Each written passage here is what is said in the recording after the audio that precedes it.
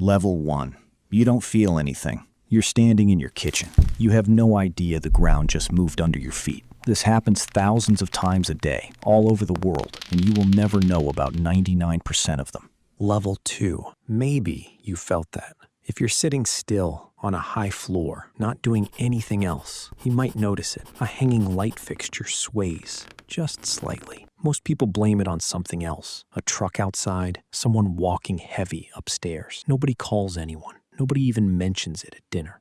Level 3. Now it's a truck. That's literally how seismologists describe it. Vibration, like a passing truck. You're indoors, you feel it, but you're not sure what it was. Parked cars rock slightly. You go back to what you were doing in under 10 seconds. Level 4. Dishes start talking. Windows rattle. Doors swing. Standing cars rock noticeably, like someone leaned on the bumper. Glasses clink in the cupboard. You finally say something out loud. Did you feel that? Sleepers are woken, but barely. This is the level where most people first start paying attention. Level 5. You're awake now, for real. Nearly everyone feels this one, even outdoors. Small objects get knocked over. Vases, picture frames, liquids spill out of full glasses. Some people run outside. You start checking your phone for news, half expecting a headline. Level 6. Things start falling off walls. This is where furniture actually moves. Plaster cracks. Weak chimneys come down. People are frightened now, not curious. This is also where the math gets brutal fast. Each whole number up the Mercalli scale can represent roughly 10 times more ground motion and over 30 times more released energy than the one before it. Level 6 doesn't feel like a bit more than level 5. It feels like a different event entirely.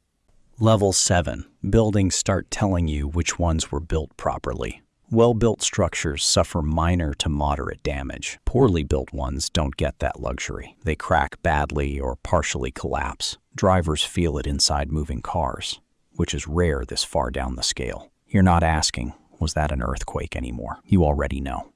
Level 8. This is where ordinary buildings start losing. Even well-constructed buildings sustain real structural damage now. Walls can be knocked out of frame structures entirely. Branches snap off trees.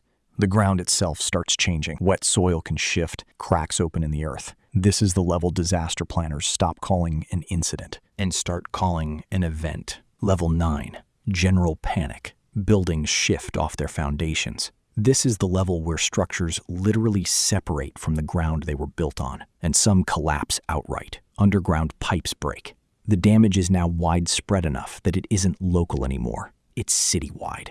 Level 10. Most masonry structures are destroyed. Rails bend. Bridges are damaged. Landslides occur on steep slopes. Dams and reservoirs are seriously damaged. If you live somewhere built primarily out of brick or unreinforced concrete, Level 10 is the level where your house stops being a meaningful category. It's rubble with a street address. Level 11.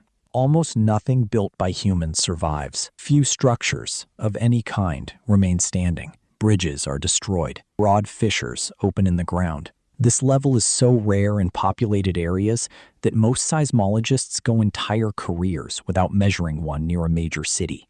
Level 12. Total destruction. This is the ceiling of the scale, and it isn't really a description of buildings anymore, because there usually aren't any left to describe. The ground itself moves in visible waves. Objects are thrown into the air. The line between earthquake damage and the landscape has been rewritten, disappears completely.